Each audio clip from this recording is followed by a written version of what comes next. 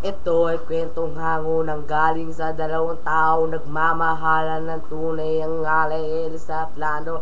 At kahit parang pagkakataon ay nakakandado dahil magkalayo ang buhay ang estado. Ang buhay ni Lando ay di nalalayo sa marami. Sinunog ng araw ang kulay ng balat at maraming ng galo ng paus ang kanyang naidilig sa lupa upang ang gutong may di na masukli ang panangluwa habang ang kanyang babaeng kanyang minamahal ay sagana.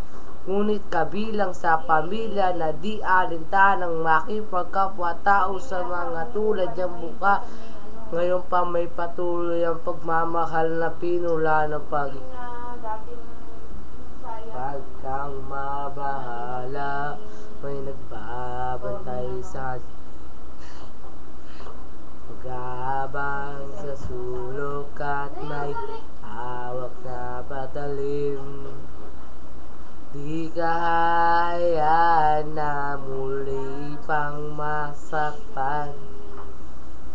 Huwag ka nang matakot sa dilim. Isang gabi ng Huwebes, lumubog na ang araw.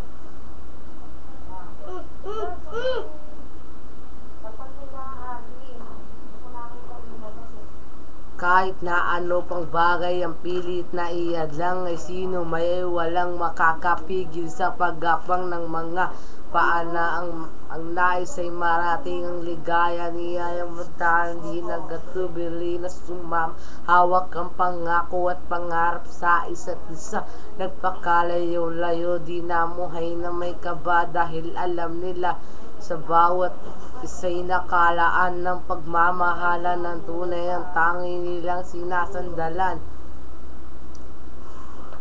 At wala na silang ibang mahihiling kundi isang pamilya sa apat na dingding at isang bubong na maaaring tawaging tahanan. Bakit may pangit na kabanatang kailangan daanan pa? Huwag kang mabahala, may nagbabantay sa dilim. Nag-aabang sa sulok at may hawak na patalim. Hindi kahayaan na muli pang masaktan. Huwag ka nang matakot sa dilim.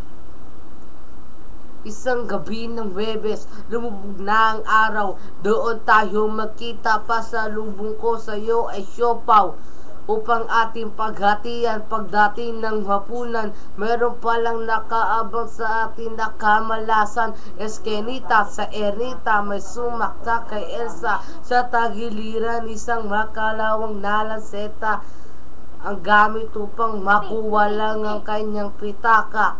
Kami mahirap lamang, bakit di na siya naawa?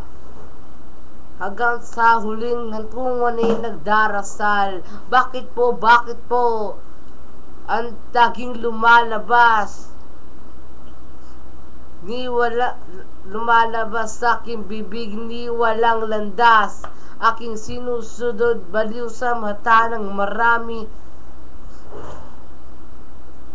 At walang alam kundi isang malungkot na awit at ang sabi, huwag kang mabahala, may nagbabantay sa dilim. Nag-aabang sa sulok at may hawak na patalim. Hindi kahayaan na muli pang masaktan. Huwag ka nang matakot sa dilim.